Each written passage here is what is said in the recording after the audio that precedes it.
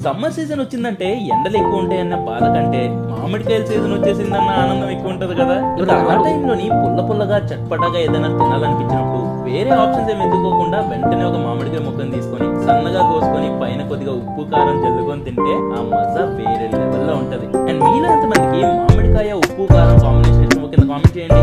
Cheers guys.